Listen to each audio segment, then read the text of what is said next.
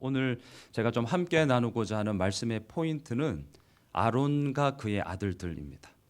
아론과 그의 아들들. 그래서 레위기 8장, 9장, 10장을 좀 보려고 하는데요. 세 가지의 위임, 처음, 죽음. 다시요. 위임, 처음, 죽음. 이 세 가지를 좀 살펴보려고 합니다. 자, 먼저 레위기 8장에서 아론과 그의 아들들은 7일 동안 제사장 위임식을 진행을 하는데요. 여러분 우리 8장 35절을 한번 보도록 할까요? 우리 앞서 읽지는 않았지만 8장 35절을 우리 찾아서 한 목소리로 읽도록 하겠습니다. 함께 읽겠습니다. 시작. 너희는 7주야를 회막문에 머물면서 여호와께서 지키라고 하신 것을 지키라. 그리하면 사망을 면하리라. 내가 이같이 명령을 받았느니라. 아론과 그의 아들들은 7일간 회막문에 머물러 있어야 됐고요. 그리고 하나님께서 지키라고 하신 것을 지켜야 했습니다. 여러분 이게 순종입니다. 이게 순종이에요. 그런데 우리는 순종을 표방한 욕심을 부릴 때가 있습니다. 내가 하고 싶은 것을 하는 거죠. 내가 지키고 싶은 것을 지킵니다. 내가 가고 싶은 곳을 가고요. 내가 머물고 싶은 곳을 머뭅니다.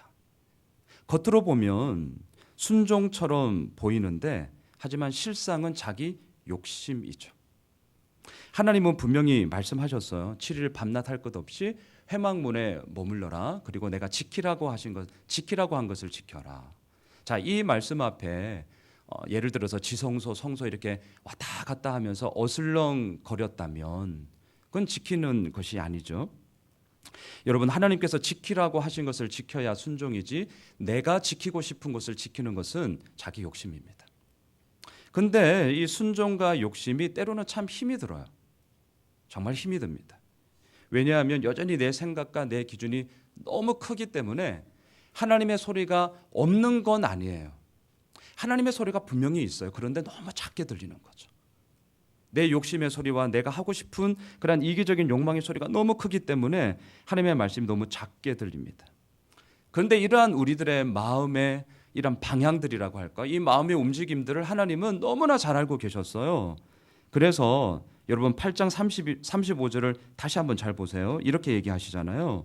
너희는 7주야를 회막문에 머물면서 여호와께서 지키라고 하신 것을 지키라. 그리하면 뭐죠? 사망을 면하리라. 이렇게 말씀하신다는 거죠.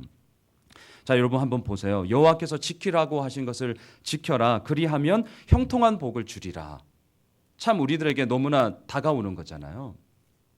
그리하면 너의 이름이 창대케 될 것이다. 그리하면 너의 자손들이 잘 될 거야. 그리하면 너의 이름이 뛰어난 제사장이 될 것이야. 얼마나 좋습니까? 그런데 오늘 말씀은 그렇게 얘기를 하지 않는다는 거죠. 그리하면 사망을 면하리라. 이렇게 말씀하신다는 거예요. 이게 무슨 말이죠? 이거 안 지키면 너 죽는다 이 말이잖아요. 이거 안 지키면 너 죽는다. 다시 말하면 이 일만큼은 무슨 일이 있어도 반드시 지켜야 된다라는 하나님의 엄중함을 지금 얘기하고 있는 거죠. 우리가 부모로서 지내고 있는데요. 이렇게 주변에 보면 정말 제가 조금 센 말 하면 부모 같지 않은 것들이 있어요. 제가 좀 센 말을 하면 부모 같지 않은 것들을 보면서 우리는 얘기를 하죠. 야, 적어도 부모라면 이건 해야 되는 거 아니야? 이렇게 우리가 얘기하고 싶은 가정들이 있어요. 적어도 오늘 말씀이 바로 그거예요. 적어도 이것만큼은 반드시 지켜야 되지 않겠냐? 그리하면 죽지 않을 거다. 이게 지금 위임식을 진행하고 있는 아론과 그의 아들들에게 말씀하시는 하나님의 말씀이었거든요.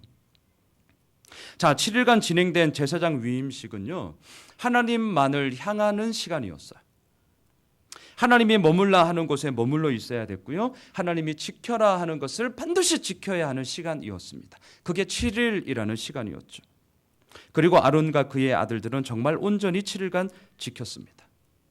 저는 이 위임식을 진행하고 있는 이 아론과 그의 아들들을 좀 묵상하면서 이런 생각이 들었어요.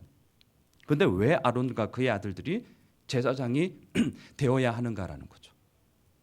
제가 좀 삐딱하거든요, 제 마음이. 너무 이게 당연시하게 들어오는 걸 제가 요즘 싫어해요.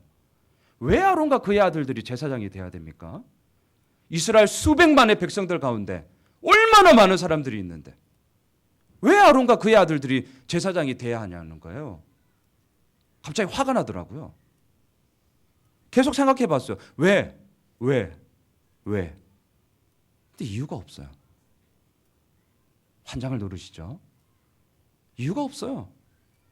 하나님이 좋아하시는 일을 해서가 아니더라고요. 많은 사람들로부터 존경받고 인정받는 업적을 쌓아서가 아닙니다. 엄청난 성과를 이루었기 때문도 아니에요. 만일 아론이 행한 삶의 결과로 인하여서 제사장이 되었다라고 만일 그렇게 얘기한다면, 그리고 그것이 기준이라고 한다면 아론은 결코 제사장이 될 수 없죠. 왜냐하면 출애굽기 32장에서 아론은 무슨 짓을 했습니까? 금송아지 만들었거든요. 그리고 이스라엘 백성들을 향해서 말합니다. 이 신이 우리를 인도해낸 신이다라고. 그 결과 3,000명의 사람들이 죽었어요. 아론은 제사장 될 자격이 없는 사람이었습니다. 소위 말해서 자기의 커리어 가운데 엄청난 오점을 남기고 말았던 것이죠. 금송아지 사건으로 인해서 아론의 마음에는 결코 잊을 수가 없었을 것입니다. 어쩌면 이스라엘 백성들 역시 제사장 위임식을 받고 있는 아론과 그의 아들들을 향해서 어쩌면 뭐야? 저 인간 때문에 우리 아들이 죽었는데, 저 인간 때문에 우리의 가족이 죽었는데 제사장이 된다고? 그러지 않았을까요? 3,000명이 죽었다니까요. 근데 아론과 그의 아들들은 제사장이 되었다는 거죠. 여러분, 이걸 어떻게 받아들일 수 있나요? 이유는 딱 하나밖에 없어요. 딱 하나밖에. 정말 하나님의 일방적인 은혜고 선택이고 하나님의 부르심이더라고요. 여러분, 신앙의 출발은 언제나 하나님으로부터 시작합니다. 하나님은 이미 우리를 사랑하셨어요. 그 사랑이 이미 우리에게 이루어졌기 때문에 우리는 순종하는 것이죠. 하나님은 이미 우리를 용납하셨어요. 그 용납하신 그 은혜로 말미암아 우리가 감사함으로 오늘을 살아가는 거잖아요. 우리의 삶을 되돌아보면 아론을 정죄할 자가 없더라고요. 왜냐하면 아론은 눈에 보이는 금송아지 우상을 만들었지만 저만 봐도 제 속에 우상이 너무 많아요. 여전히 내 마음이 우상들로 가득 차 있기 때문입니다. 다른 이들을 조종하고 다스리고 싶은 우상이 있어요. 다른 이들이 어찌 되든 말든 우선은 내가 잘 되고 보자라는 성공의 우상이 있어요. 다른 사람을 험담함으로 나의 불안함을 덮고자 하는 안정감의 우상이 있어요. 다른 사람을 깎아내리고 나를 드러내려고 하는 인정의 우상이 있어요. 나를 무시하기 때문에 나도 저 인간을 무시하겠다라는 존경의 우상도 있어요. 끝이 없어요. 그럼에도 불구하고 하나님은 우리들을 사랑하셨다는 거죠. 용납해 주셨습니다. 어떻게 이럴 수 있죠? 우리는 원인과 결과, 인과관계를 너무나 잘 따지잖아요. 저도 그렇거든요. 이 인과관계에 너무나 익숙하다 보니까 이 하나님의 그 크신 사랑이 잘 우리들에게 안 들어오는 거예요. 이게 안 들어와요. 이해할 수가 없는 것이죠. 그렇기 때문에 우리는 말씀 앞에 서야 되고 하나님의 하나님 되심 앞에 우리는 온전히 서야 되는 것입니다. 분명한 것이 있어요. 분명한 것이. 그것은 하나님의 그 사랑이 오늘도 우리를 이끌어 가는 것이죠. 하나님의 그 은혜가 우리를 숨을 쉬게 만드는 것 아니겠어요? 이게 분명한 우리들이 고백할 수밖에 없는 우리들의 믿음의 근간이 되는 것입니다. 자, 레위기 8장에서 위임식을 이렇게 끝냈어요. 그리고 9장에서는요. 제사장으로서 처음으로 아론과 그의 아들들이 제사를 집례하고 있어요. 자, 여러분 지금 처음 하는 거예요. 처음. 본인이 직접요. 얼마나 떨렸겠어요. 지금 이스라엘 백성들이 다 모여 있거든요. 얼마나 긴장됐겠어요. 이거 진행하다가 틀리면 어떡하나. 얼마나 걱정되고 얼마나 염려가 되었겠어요. 지금 처음 하는 거예요. 처음.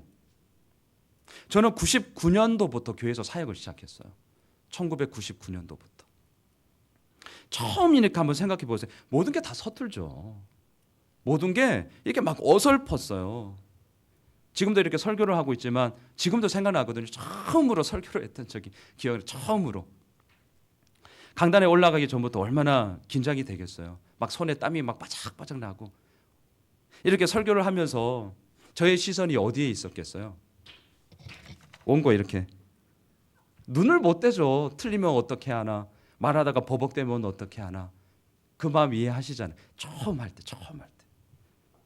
이렇게 앞에 계신 성도님들 이렇게 얼굴도 좀 보고 누가 왔나 안 왔나 이렇게 시선도 좀 마주치고 이런 좀 여지들이 사실은 있어야 되잖아요. 근데 처음 하다 보니까 그런 게 있을 턱이 없죠. 처음이어서. 이제 어느덧 사역한 지 17년이 되었더라고요. 와, 17년이 되었어요 벌써. 지금 어떨 것 같아요? 잘합니까? 늘 긴장돼요 사실은. 늘 긴장되죠. 부담이 돼요. 그래도 그나마 처음 있었던 것과는 비교해 보면 이렇게 얼굴도 보고 시선도 마주쳐 보고 하는 그런 여지는 조금은 더 이제 늘어나게 된 것뿐이에요. 자, 제가 왜 이 이야기를 하나? 지금 아론과 그의 아들들은 처음으로 지금 제사를 집례하고 있거든요. 그리고 그 제사는 하나님의 불이 나와서 제단 위에 번제물과 기름을 다 불살릅니다. 정말 절정에 이르렀어요. 여러분 9장 24절을 한번 같이 보실까요? 레위기 9장 24절을 우리 같이 한번 보도록 하겠습니다. 우리 같이 읽겠습니다. 시작. 불이 여호와 앞에서 나와 제단 위에 번제물과 기름을 사른지라 온 백성이 이를 보고 소리 지르며 엎드렸더라. 자, 백성들의 반응이 세 가지 나오죠. 보이세요? 뭘 했죠? 보고 소리 지르며 엎드렸어요. 자, 첫째 두 눈으로 분명히 보았죠. 하나님의 불이 위에서부터 내려왔어요. 제물과 기름을 온전히 불사르는 것을 보았어요. 이건 환상이 아니에요. 신상이에요. 실상. 내 눈으로 두 눈으로 좀 똑똑히 보았죠. 두 번째 뭐 하고 있죠? 소리를 질렀어요. 지금 전혀 생각하지 못했던 예측하지 못했던 불이 나왔거든요. 여기서 말하는 이 소리 지름은 무서워서 두려워서 놀래서 으악 하는 이런 경악의 의미가 아니에요. 이런 거 아니에요. 원어를 보니까 어떤 의미냐면 너무나 기뻐가지고 너무나 감사해서 정말 환희에 차서 막 와 하는 환호성이었어요. 아! 이게 아니라 와! 왜냐하면 오늘 여호와께서 너희에게 나타나실 것이다 라고 모세가 9장 4절과 6절에서 두 번씩이나 선포했기 때문에 그래요. 이걸 한번 찾아볼까요? 그냥 넘어가면 안 될 것 같아요. 자, 9장 4절과 6절을 한번 보시죠. 모세가 얘기하고 있는 건데요. 같이 읽겠습니다. 시작. 또 화목제를 위하여 여호와 앞에 드릴 숫소와 순양을 가져오고 또 기름 섞은 소제물을 가져오라 하라. 오늘 여호와께서 너희에게 나타나실 것임이니라. 자, 6절도 보시죠. 시작. 모세가 이르되 이는 여호와께서 너희에게 하라고 명령하신 것이니 여호와의 영광이 너희에게 나타나리라. 모세가 두 번씩이나 오늘, 내일도 아니에요. 지금 오늘 하나님의 영광이 나타날 거다 라고 거듭말했어요. 모세는 하나님의 사람이잖아요. 모세는 지금 이스라엘 민족들을 하나님의 뜻 가운데서 이끌고 가고 있는 지도자잖아요. 이 모세의 말에 너무나 공신력이 있죠. 다 믿을 수밖에 없는 정말 하나님의 사람이었죠. 그래서 이 말을 믿고 내일도 아니고 지금 오늘 하나님의 영광이 나타날 거다. 지금 확수고대하고 있거든요. 재물을 다 가지고 와서 어떻게 하나님의 영광이 나타날까 정말 막 기대와 흥분으로 지금 모여있던 이스라엘 백성들 가운데 하나님의 불이 나타나서 모든 재물을 불사르는 거예요. 그러니까 와! 기쁨과 환호성에 하나님의 그 영광을 찬양하고 있는 것이죠. 그리고 나서 세 번째 엎드렸어요. 그렇죠? 이 하나님의 임재하심 앞에 감히 서 있을 수가 없는 거죠. 하나님을 향한 경외함이었어요. 하나님을 향한 온전한 믿음의 고백이었어요. 그들은 엎드릴 수밖에 없었습니다. 자, 여러분, 지금 아론이 처음으로 집례하고 있는 제사가 너무나도 은혜 가운데 지금 흘러갔어요. 처음 이렇게 설교를 하는데 막 모든 성도들이 막 이 설교 막 지금 빨려오는 거예요. 빨려오는 거. 너무 은혜롭게 막 지금 흘러가고 있어요. 최고의 제사를 드렸어요. 하나님은 완전히 극적으로 응답하셨어요. 너무너무 좋았어요. 막 백성들은 전율을 느꼈어요. 기쁨으로 환호하며 막 함성을 지르면서 하나님의 그 영광을 막 찬양했어요. 모든 사람들이 다 엎드렸어요. 근데 문제는 뭐죠? 아직 제사가 끝나지 않았어요. 너무나도 아이러니하게 이 제사의 결과는 실패였어요. 10장 1절을 보겠습니다. 10장 1절이에요. 같이 읽겠습니다. 시작. 아론의 아들 나답과 아비후가 각기 향로를 가져다가 여호와께서 명령하시지 아니하신 다른 불을 담아 여호와 앞에 분향하였더니, 자, 그 결과가 무엇입니까? 2절도 연이어 읽겠습니다. 시작. 불이 여호와 앞에서 나와 그들을 삼킴에 그들이 여호와 앞에서 죽은지라. 여러분, 레위기 9장과 10장은 분량상 9장 10장이지만 동일한 같은 날에 이루어진 사건임을 기억하셔야 됩니다. 어떻게 이런 일이 일어날 수 있죠? 그렇게 하나님의 불이 임재하면서 모든 백성들이 환호하면서 감사하면서 엎드리면서 환상도 아니고 실상으로 본 하나님의 그 임재하심 앞에 어떻게 이런 일이 일어날 수 있나요? 근데 이런 일이 일어날 수 있어요. 이런 일이 일어날 수 있습니다. 하나님의 임재하심을 통해 어마어마한 은혜를 경험하였음에도 불구하고 곧이어 죽음의 길, 타락의 길로 떨어질 수 있는 것이 어리석은 인간이요 제약된 인간입니다. 이럴 수 있습니다. 자, 지금 극과 극의 사건이 연달아 벌어졌어요. 같은 날 발생했어요. 아버지 아론은 하나님이 모세에게 명하신 대로 그대로 순종하여서 하나님의 영광스러움을 맛보면서 나아가고 있어요. 하나님의 응답은 너무나도 드라마틱했어요. 정말 드라마틱했어요. 영화의 한 장면을 클라이막스를 치고 있어요. 하지만 아론의 두 아들이었던 나답과 아비후는 최악의 불법을 행함으로 비극적인 죽음을 당했습니다. 제단 위에 모든 재물을 불살랐던 그 불이 불법을 저지르고 있는 나답과 아비후를 불태워버렸어요. 동일한 불이 한 번은 은혜의 불, 다른 한 번은 심판의 불이 된 것이죠. 여러분, 사업이 안 되는 가운데, 만약에 사업이 안 되는 가운데 더 일이 안 된다, 정리하는 게 쉬울까요? 어려울까요? 사업이 안 되고 있는데 더 안 돼요. 정리하는 게 쉬워요? 어려워요? 쉽다라는 답을 듣기 위해서 했는데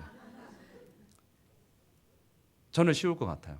어차피 지금 안 되고 있는데 더 안 되면 정리하기가 쉽죠.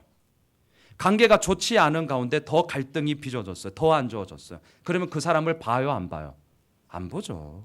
정리하는 게 더 쉬워요. 언제 정리하는 게 어려워요?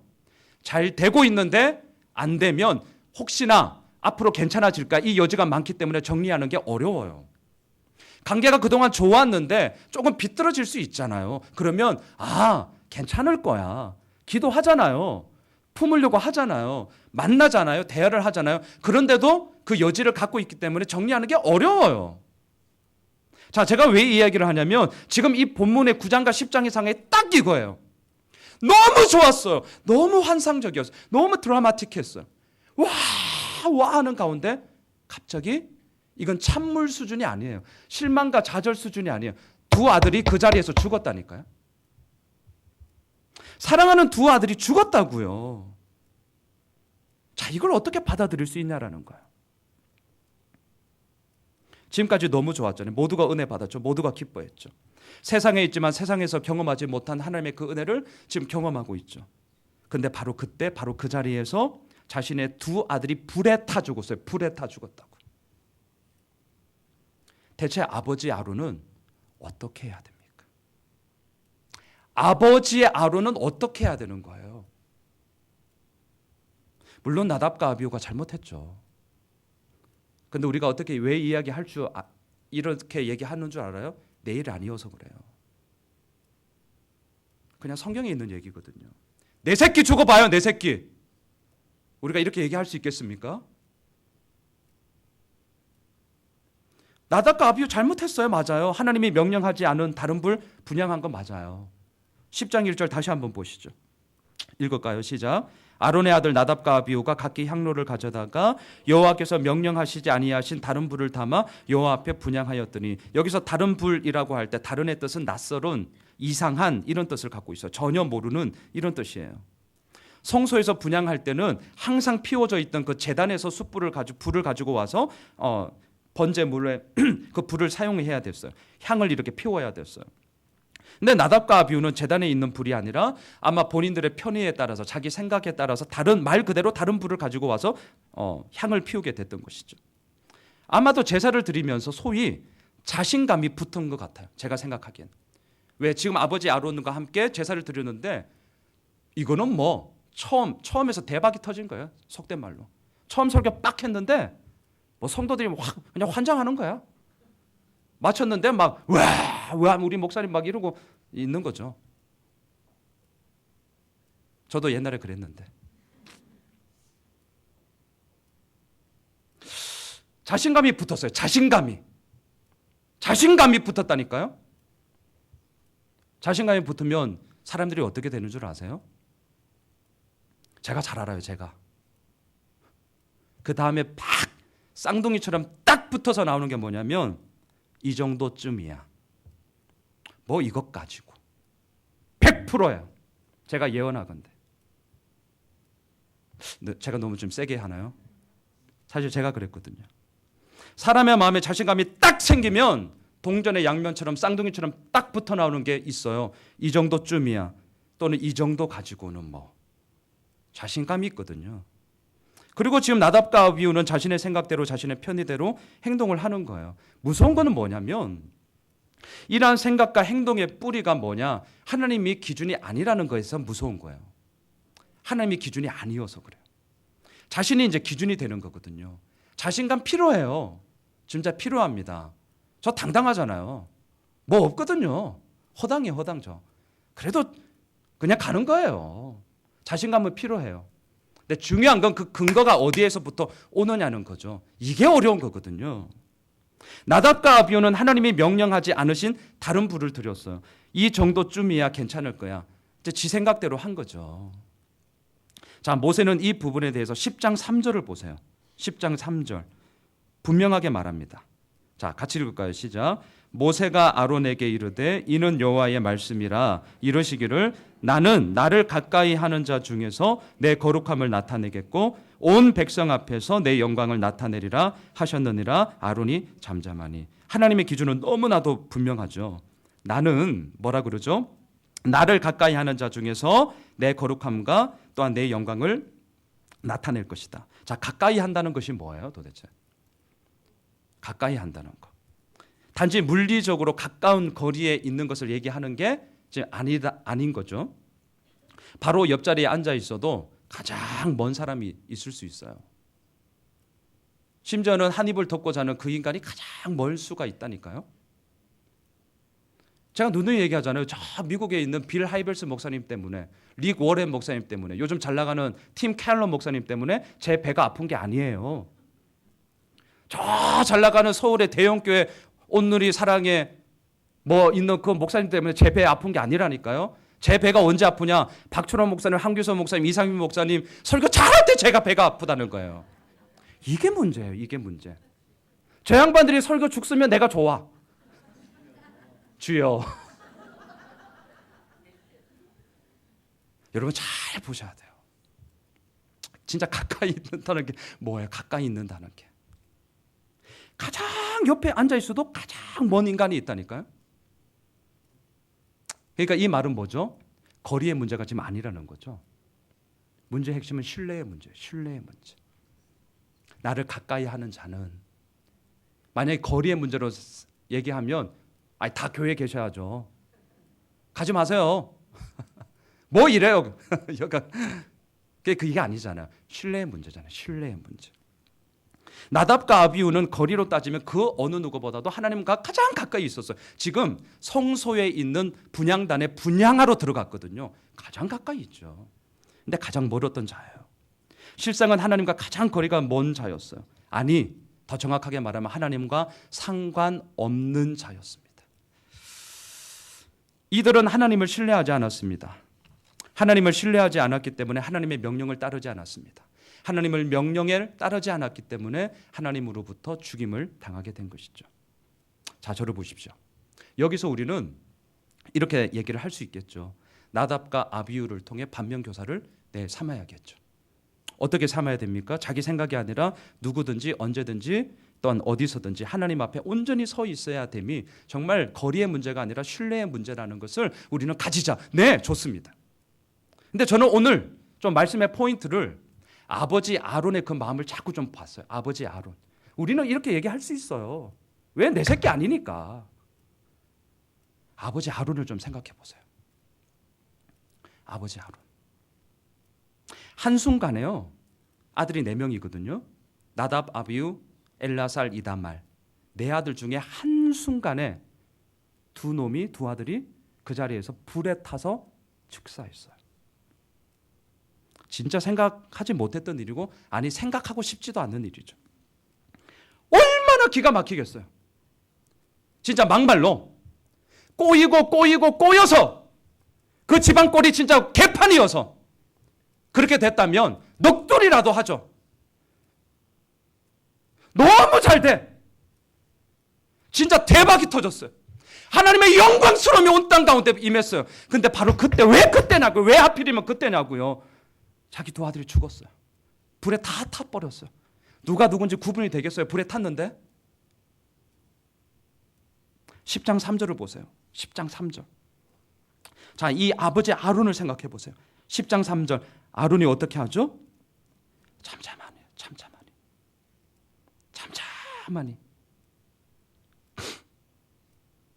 여기서 잠잠하다라고 번역된 이 원어를 보니까 어떤 일이나 상황이 완전히 잘못돼 가지고 어긋나 버렸을 때 그때 쓰는 용어더라고요. 완전히 어긋나 버렸어요. 완전히 깽판이 돼 버렸어요. 더 이상 수술일 수가 없어. 진짜 끝이야, 끝. 그때 쓰는 말, 그 단어예요. 잠잠하니. 여러분, 제사장 아론이 아니라 아버지 아론을 생각해 보세요. 아론은 잠잠했어요. 왜냐하면 사랑하는 두 아들이 죽었기 때문입니다. 진짜 아론은 잠잠했어요. 모든 게 끝나버렸어. 더 이상 추스릴 수가 없어. 제게 아들 셋이 있는데 한 놈이 만약에 먼저 떠났다, 저는 아마 미칠 거예요. 아직 뭐 세 놈 중에 2놈 남아 있으니까 이따위에 말하는 게 무슨 부모겠어요. 미친 놈이죠, 그거는.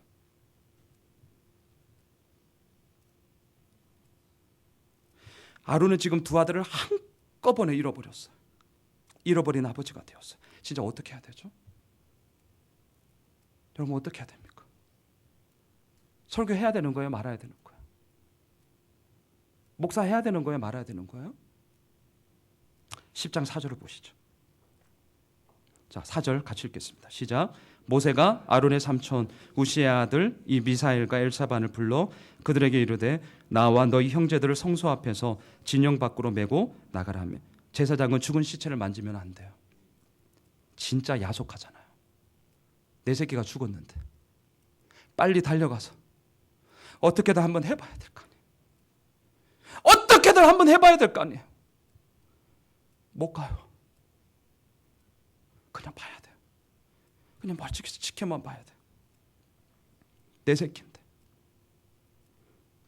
나답과 아비후가 불에 타 죽었어요. 흉측했을 거예요. 어쩌면 누가 누군지 구별하기 힘들었을 거예요. 아론의 사촌 형제였던 미사엘과 엘사반이 나답과 아비후의 시신을 수습했어요. 10장 6절을 보세요. 같이 읽겠습니다. 시작. 모세가 아론과 그의 아들 엘르아살과 이다말에게 이르되 너희는 머리를 풀거나 옷을 찢지 말라. 그리하여 너희가 죽음을 면하고 여호와의 진노가 온 회중에게 미침을 면하게 하라. 오직 너희 형제 이스라엘 온 족속은 여호와께서 치신 불로 말미암아 슬퍼할 것이니라. 머리를 풀고 옷을 찢는다는 것은 너무나도 큰 슬픔이 임했다. 어떻게 이런 일이 일어날 수 있는가라는 하나님을 향한 항변의 표시였어요. 하나님을 향한 항변, 그러니까 저항하는 거예요. 어떻게 이런 일이 일어날 수 있냐고. 그래서 모세는 정말 야속하지만 두 아들을 잃어버린 아버지 아론과 두 형, 첫째 형과 둘째 형을 잃어버린 이다말과 누구예요? 엘르아살에게 그렇게 하지 말라는 거예요. 왜냐하면 이 두 아들의 죽음이 너무나도 큰 슬픔이지만 하나님께 항변할 거리가 아니기 때문에. 참 진짜 힘이 드는 얘기예요. 하나님께 어떻게 이런 일이 일어날 수 있냐고 항변할 게 아니라 엄밀하게 보라는 거예요. 엄밀하게. 죽은 것까지는 너무 슬프다. 너무 슬프다. 하지만 왜 죽었니? 하나님이 잘못해서가 아니라 정말 죄송하지만 미안하지만 니들 두 아들이 잘못해서 그런 거 아니니. 그 얘기인 거죠.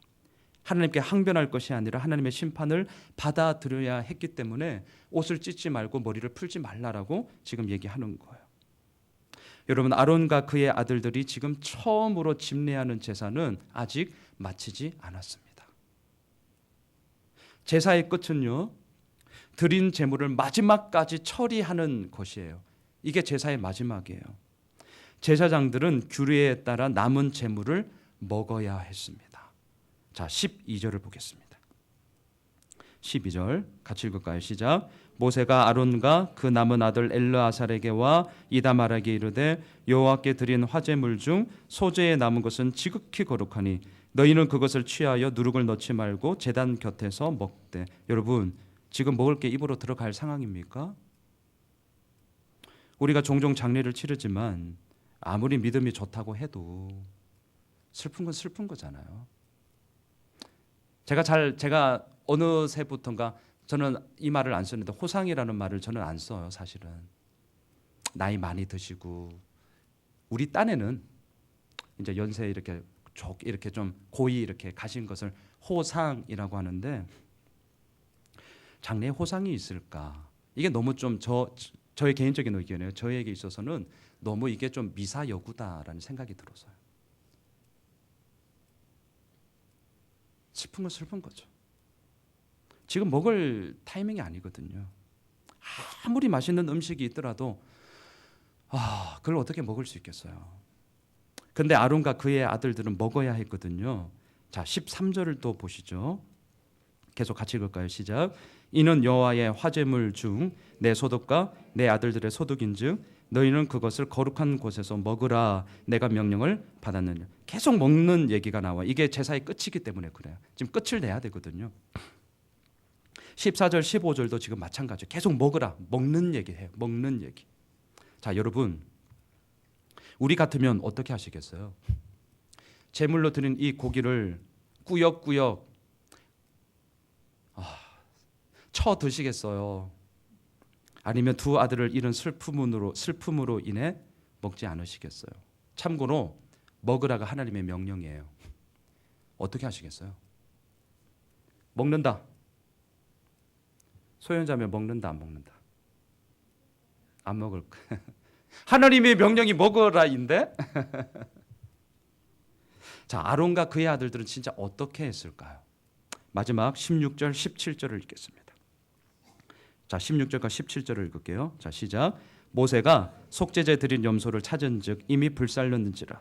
그가 아론의 남은 아들 엘르아살과 이다말에게 노하여 이르되 이 속죄 제물은 지극히 거룩하거늘 너희가 어찌하여 거룩한 곳에서 먹지 아니하였느냐. 이는 너희로 회중의 죄를 담당하여 그들을 위하여 여호와 앞에 속죄하게 하려고 너희에게 주신 것이니라. 제물을 먹었나요? 안 먹었나요? 안 먹었어요. 그래서 지금 모세가 화를 내면서 막 노하여 이르되 어찌해서 먹지 않았냐고 막 지금 책망을 하고 있어요. 아론과 그의 두 형제, 두 아들은 안 먹었어요. 자, 그러자 막 노하면서 막 책망하면서 막 윽박지르고 있는 모세에게 두 아들을 잃어버린 아버지 아론이 이렇게 대답을 해요. 자, 19절을 읽겠습니다. 19절. 자, 두 아들을 잃어버린 아버지 아론이 모세에게 얘기하는 거예요. 자, 19절 읽겠습니다. 시작. 아론이 모세에게 이르되 오늘 그들이 그 속죄제와 번제를 여호와께 드렸어도 이런 일이 내게 임하였거늘 오늘 내가 속죄 제물을 먹었더라면 여호와께서 어찌 좋게 여기셨으리요. 무슨 말이죠? 한마디로 이거예요. 나는 이 제물을 먹을 자격이 없습니다. 아론은 지금 모세에게 말했어요. 이 19절을 이렇게 제가 한번 풀어볼게요. 오늘 나답과 아비후 내 두 아들이 속죄제와 번제를 드리다가 죽었습니다. 너무나도 충격적인 전혀 생각지 못했던 일을 있을 수 없는 그 일이 내게 일어났습니다. 그런데 어떻게 두 아들의 죽음 앞에서 아비로서 속죄제물을 먹을 수 있겠습니까? 두 아들의 죽음에는 아비인 저의 책임도 있습니다. 이런 내가 무슨 자격으로 먹을 수 있겠습니까? 하나님도 좋게 여기지 않으실 것입니다. 이 얘기를 하면서 아론의 그 목소리는 어땠을까요? 담담하다라는 표현을 넘어서 어쩌면 체념, 그냥 다 낳아버린 지극히 아비로서의 정말 그런 말이었을 것입니다. 두 아들을 잃어버린 아버지의 짙은 슬픔이 배어 있는 것이죠.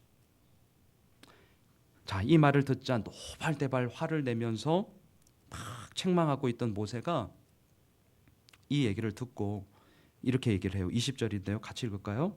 시작. 모세가 그 말을 듣고 좋게 여겼더라. 그 말을 인정하게 된 것이죠. 사랑하는 성도 여러분, 비록 자신들의 잘못으로 인해 죽었어요. 그래도 두 아들을 향한 아버지의 사랑은 한결같았습니다. 먹을 수가 없는 거예요. 알죠. 먹어야 된다는 것 알죠. 그리고 앞으로도 제사장으로서 이 모든 직분을 감당해야 된다는 것 알죠. 하지만 두 아들의 죽음 앞에 아버지로서 먹을 수 없었습니다. 허물 많고 연약한 아버지도 자신의 아들을 향한 사랑이 이러할지인데 하물며 하나님 아버지의 그 사랑은 어떠할까요? 자신의 하나밖에 없는 아들 예수님이 죽어가는 것을 지켜봐야 했습니다. 그저 지켜봐야 했어요. 엘리 엘리 라마 사박다니 나의 하나님 어찌하여 나를 버리시나이까. 사랑하는 아들이 하나밖에 없는 그 아들이 울부짖는 그 소리에 하나님은 잠잠하셨어요. 잠잠하셨어요. 어쩌면 너무나도 큰 아픔이고 피눈물 나는 상황이기 때문에 눈을 감고 귀를 막고 입을 막으면서 꾸역꾸역 웃었을지도 모르겠어요. 왜 그렇게 해야 되죠? 그것만이 하나님이 세상을 이처럼 사랑하사 독생자를 주셨으니 이는 저를 믿는 자마다 멸망하지 않고 영생을 얻게 하려 하시는 유일한 방법이었기 때문에 그렇습니다. 우리는 아무런 자격이 없는 자입니다. 하지만 금송아지 우상을 만들어 백성을 방자히 만들었던 그 아론이 하나님을 섬기는 제사장이 된 것처럼 하나님은 그러한 우리들을 사랑하셔서 오늘도 우리를 부르셨습니다. 예수님의 십자가, 그 희생과 그 사랑이 오늘도 우리를 이끌어 가고 있습니다. 그러하게 우리는 오늘도 잊지 말아야 할 것입니다. 하나님의 그 은혜, 예수님의 그 사랑만이 우리를 살리는 것이죠. 우리가 진정으로 살 수 있는 길은 정말 오직 하나입니다. 하나. 나는 죽고 날마다 예수 그리스도로 사는 삶일 것입니다. 바라기는 우리가 레위기 말씀을 묵상하면서 오늘 저는 아론과 그의 아들들, 정말 한 가정의 한 아버지, 두 아들, 이 포인트로 오늘 말씀을 좀 나누었지만 이것이 결코 이들의만의 이야기가 아니라 우리들의 이야기입니다. 그 부르심 속에 진정한 아버지 되시는 하나님의 그 사랑이 오늘도 우리를 이끌며 정말 주님 앞에 또한 한 걸음 한 걸음 내디뎌 나아가는 저희들 모두가 되시길 주님의 이름으로 축원합니다.